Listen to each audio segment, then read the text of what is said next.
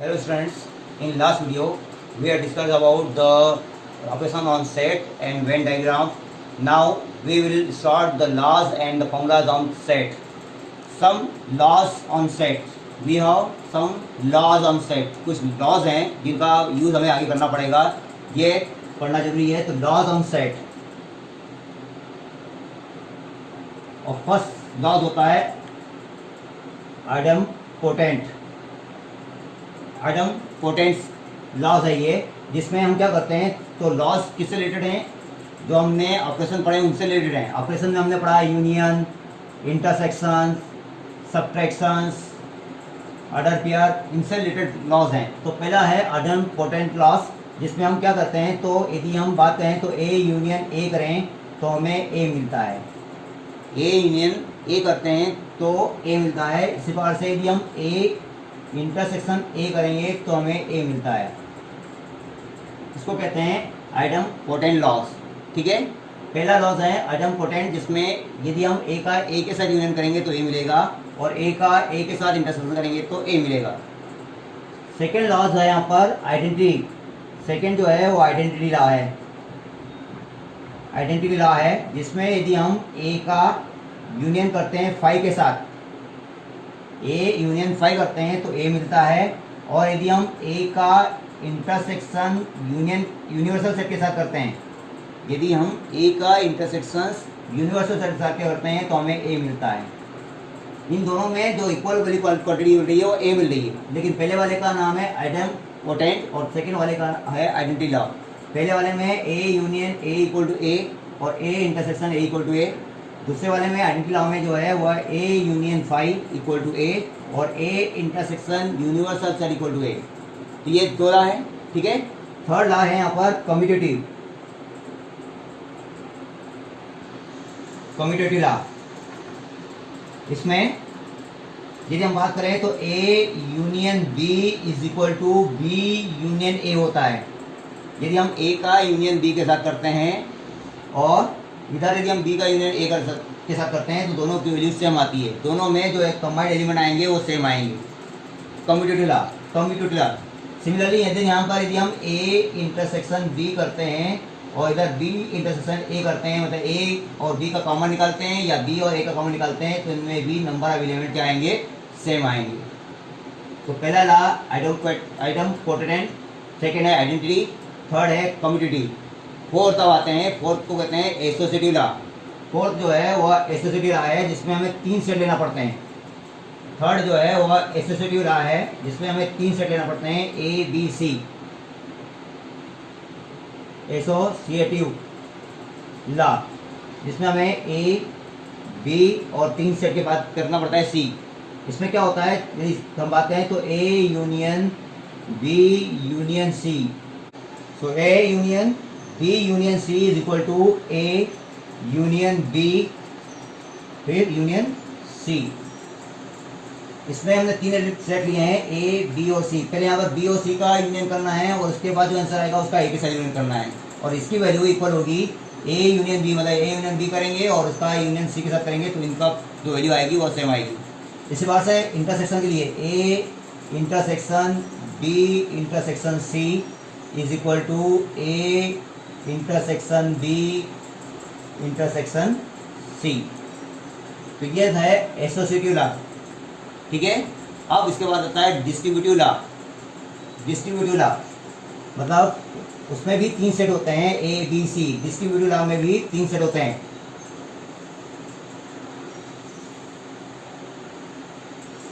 Distributive law में भी हमारे पास 3 सेट ए बी और सी. लेकिन यहाँ पर क्या होता है, तो कंबाइंड ऑपरेशन होता है, यूनियन और इंटरसेक्शन का कंबाइंड. कैसे, तो A union B intersection C यहाँ कंबाइंड है, मतलब यूनियन भी आ रहा है इंटरसेक्शन भी. जब इसको हम सॉल्व करते हैं तो ये आता है ए यूनियन बी ब्रैकेट कर यहाँ पर बाहर इंटरसेक्शन, फिर दूसरा ब्रैकेट लगाएंगे और वहाँ आएगा ए यूनियन सी. मतलब यहाँ पर A union B intersection C का यदि हम ए के साथ यूनियन करते हैं तो इसकी वैल्यू इस टाइप से डिस्ट्रीब्यूट होती है, ए यूनियन बी और ए यूनियन सी के इंटरसेक्शन के. इसी प्रकार का एक दूसरा रूल भी है जिसमें हम ऐसा कह सकते हैं कि A intersection B union C. तो क्या होगा यहाँ पर तो यहाँ होगा आपका ए इंटरसेक्शन बी ब्रैकेट के अंदर, फिर ब्रैकेट के बाद यूनियन साइन, और फिर ए इंटरसेक्शन सी। तो ये है हमारे डिस्ट्रीब्यूटिव लॉ। ठीक है, अब लास्ट आता है D Morgan's law. D Morgan's, जो लास्ट लॉ है वो है डी मॉर्गन्स। डी मॉर्गन्स में क्या करते हैं, तो डी मॉर्गन्स में हम ऐसा लिखते हैं, दो सेट लेते हैं ए और बी केवल, और ए यूनियन बी का कॉम्प्लीमेंट्री निकालते हैं। ए यूनियन बी का कॉम्प्लीमेंट्री समझ में आ गया? मतलब इस ए यूनियन बी को यदि हम यूनिवर्सल सेट में से माइनस करें तो उसकी value is equal to A complementary intersection B complementary, A intersection A complementary intersection B complementary. मतलब यदि हम यूनियन को यू में से माइनस करते हैं तो उसकी वैल्यू ए को यू में से माइनस करने पर और बी को यू में से माइनस करने पर उसके बाद जो इंटरसेक्शन आएगा उसकी वैल्यू के इक्वल होता है। ये डी मॉर्गन्स रूल कहलाता है। इसका एक और होता है क्या, तो A intersection B dash is equal to A dash union B dash. तो यहाँ पर इंटरसेक्शन आया था, इधर यूनियन हो गया, इधर यूनियन था तो इधर इंटरसेक्शन हो गया। तो ये था आपका last law, D Morgan's law. ठीक है, अभी हमने जो रूल्स पढ़े हैं उनको हम वेरीफाई करके देख लेते हैं कि कैसे हम इसको बता रहे हैं उनको हम कैसे वेरीफाई करते हैं। ठीक है, तो एक एक करके वेरीफाई करते हैं। तो पहला रूल फिर से हम एक बार देखेंगे, उसको वेरीफाई करेंगे। ठीक है, चलिए देखिए वेरिफिकेशन। पहला रूल मैंने बताया था आपको आइटम पोटेंट, जिसमें कहा था कि ए यूनियन ए करते हैं तो आपका ए आता है, और यदि ए इंटरसेक्शन ए करते हैं तो ए आता है। इसके लिए हम एग्जांपल ले रहे हैं कि सपोज कीजिए हमारे पास ए है जिसकी वैल्यू है यहाँ पर ए बी सी। ठीक है, अब यदि हम ए यूनियन ए करते हैं, मतलब ए का ए के साथ यूनियन करते हैं, मतलब ए डबल लिख लेता हूँ मैं यहाँ पर एक बार और, ए बी सी। क्या होगा, ए यूनियन ए करेंगे तो ए बी और सी आ जाएगा, और ए बी सी किसके इक्वल हो जाएगा, ये सेट ए के इक्वल हो जाएगा। तो ए यूनियन ए इक्वल किसके इक्वल हो जाएगा, ए के। अब इस बात से जब हम इधर करते हैं तो ए इंटरसेक्शन ए, इसका मतलब ए और ये दूसरे वाले ए में कॉमन एलिमेंट, क्या कॉमन एलिमेंट आएंगे, तो कॉमन एलिमेंट वही आएंगे ए बी सी, और ये किसके इक्वल हो जाएगा, ए के। मतलब ए इंटरसेक्शन ए करते हैं तो जो आंसर आता है वो किसके इक्वल हो जाता है, ए के। तो ये वेरिफिकेशन हो गया, मैंने आपको बता दिया मैंने कि ये जो हमने लिखा है वो वेरीफाई होता है। ठीक है, नेक्स्ट वाला जो बताया था वो था आइडेंटिटी।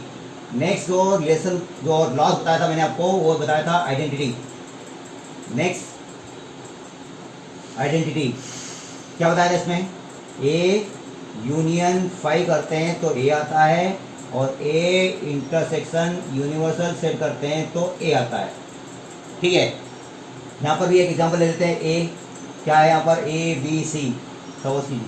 अब इसका है यूनियन किसके साथ करना है, फाई के साथ। फाई का मतलब नल सेट। क्या होगा नल सेट का, फाई कोई एलिमेंट होगा नहीं।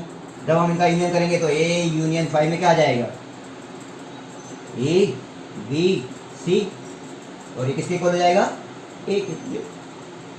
अब यहाँ पर हमें क्या करना पड़ेगा, एक यूनिवर्सल सेट बनाना पड़ेगा। मतलब सपोज कीजिए हमने एक यूनिवर्सल सेट बना लिया है जिसमें एलिमेंट है आपका ए बी सी डी ई। कुछ समझ में आ रहा है? हमें ऐसा बनाना है कि ये जो ए हमने बनाया है वो सबसेट होना चाहिए, क्योंकि यूनिवर्सल सेट तभी तो कराएगा। तो हमने ए यूनियन में जो यूनिवर्सल सेट बनाया वो ए बी सी डी ले लिया।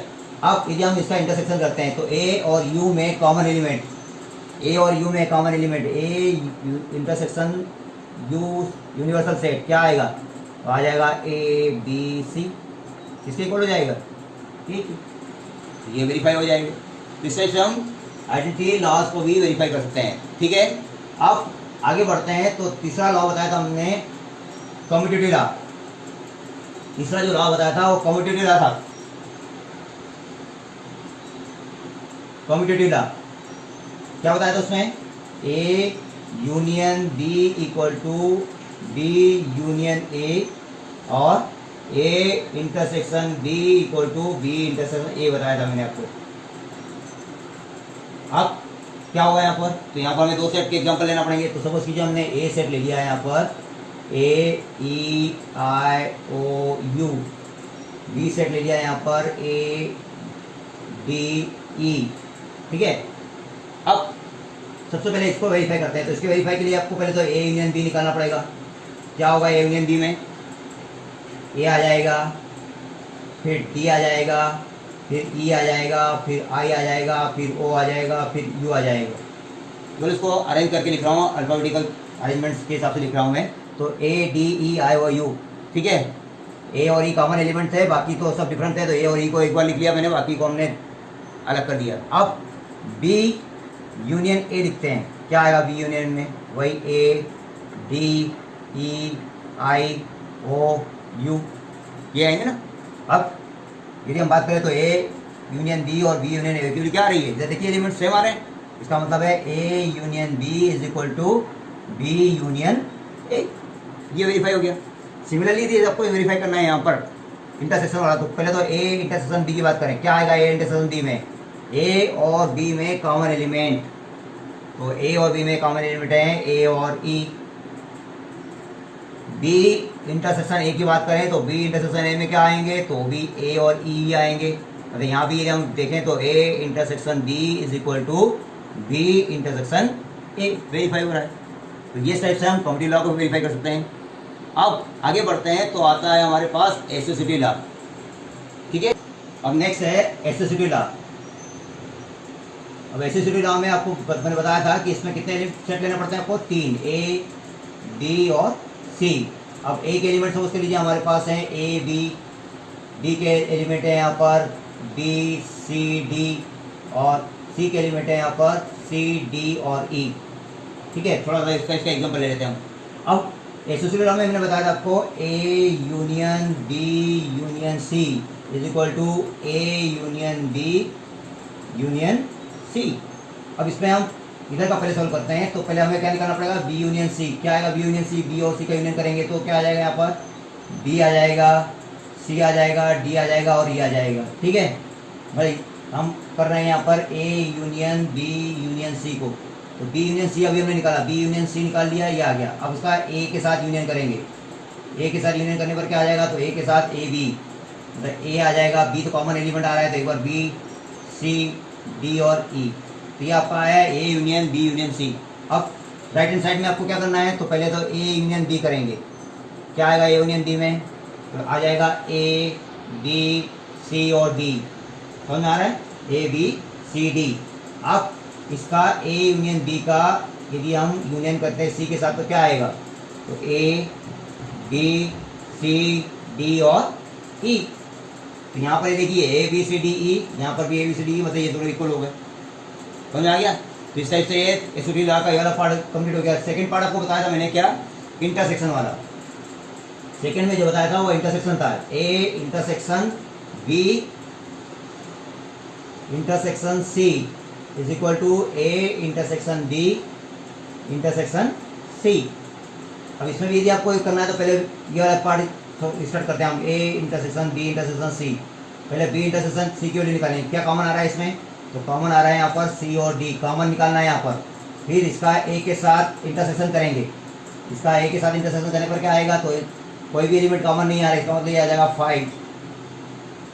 बी इंटरसेक्शन सी और ए में कोई भी एलिमेंट कॉमन नहीं है। यहाँ पर ए बी है और यहाँ सी डी आ रहा है, इसका मतलब ये 5 आ गया। इधर इस प्रकार से हम यहाँ बात करें तो यहाँ पर आपको पहले ए इंटरसेक्शन बी निकालना पड़ेगा। ए इंटरसेक्शन बी क्या आएगा? ए इंटरसेक्शन बी में तो बी एलिमेंट आ जाएगा। यहाँ पर बी कॉमन है ए और बी में। फिर इसका ए इंटरसेक्शन बी का सी के साथ इंटरसेक्शन निकालेंगे तो क्या आएगा? तो बी और सी डी ई में कोई भी एलिमेंट कॉमन नहीं है, इसका मतलब ये भी 5 हो जाएगा। तो इस साइड से ये एसोसिएटिव लॉ प्रूव हो जाएगा, ठीक है। फिर इसके बाद आता है नेक्स्ट हमारा डिस्ट्रीब्यूशन लॉ। नेक्स्ट जो है वो डिस्ट्रीब्यूशन लॉ। डिस्ट्रीब्यूशन में भी हमने 3 सेट के बारे में बात की थी। डिस्ट्रीब्यूशन में भी 3 सेट की बात करी थी। ए बी सी, ए की वैल्यू हमने अभी सपोज की थी ए बी की वैल्यू सपोज की थी बी सी डी, यहाँ पर सपोज की थी सी डी ई।